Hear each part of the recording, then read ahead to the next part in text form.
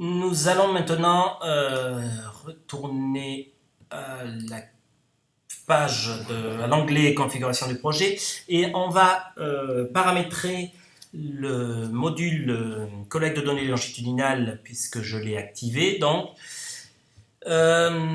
ici, donc, définir les événements et désigner les instruments pour eux. Donc, c'est une étape qui va permettre d'indiquer quel formulaire doit être rempli à quelle visite.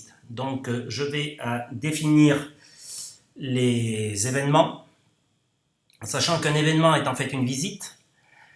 Donc, la première visite, je vais changer l'intitulé, c'est l'inclusion.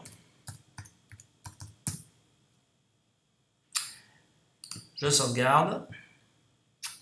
Et ici, je vais créer, donc la deuxième visite, elle va s'appeler visite, en fait, ce sera la visite 1 de suivi.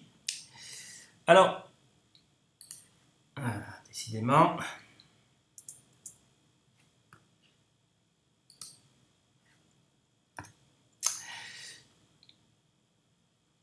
donc, ici, dans jour de décalage, je peux indiquer exactement la période réelle qu'il doit y avoir entre l'inclusion et la visite 1. Cela me sera utile pour élaborer le calendrier personnalisé de chaque patient. Je vous indiquerai tout à l'heure comment faire. Mais donc je peux faire cela. Donc par exemple, si la visite de suivi se situe un mois après l'inclusion, eh bien, je marque 30 jours bien sûr. Et je peux utiliser également, si j'ai pas envie d'utiliser le calendrier, je peux utiliser cet item là, jour de décalage, uniquement pour ordonner les visites entre elles. Ce que je vais faire moi, donc je vais mettre ici 1. Et j'ajoute ce nouvel événement qui est donc cette nouvelle visite. Ici, je vais créer la visite 2, donc je marque 2 pour ordonner la visite. Et donc, j'ai créé l'ensemble de mes visites.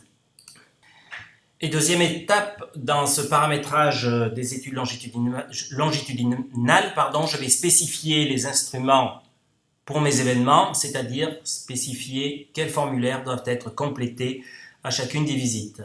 Je commence l'édition.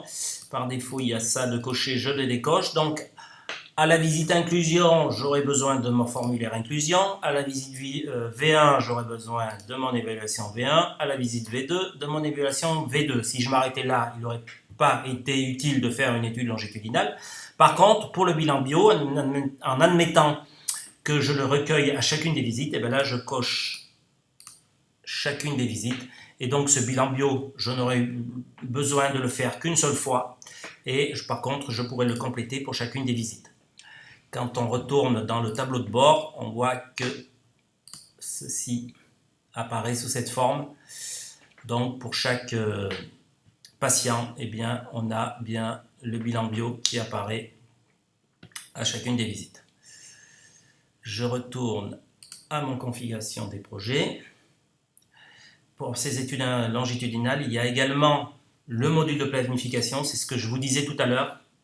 Si je l'active et si quand j'étais dans définir mes événements, j'ai mis la durée réelle qu'il doit y avoir entre les visites, avec aussi la fenêtre, je retourne, acceptable. C'est-à-dire qu'ici, je peux mettre que la visite à un mois, la visite V1 doit se situer à un mois, plus ou moins 5 jours, donc je le note ici. Et ainsi, quand j'ai fait ça,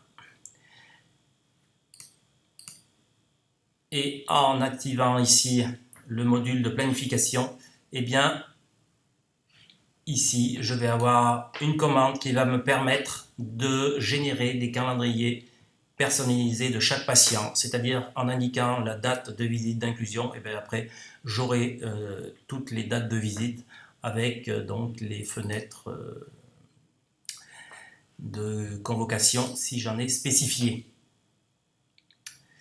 Je reviens à la configuration du projet.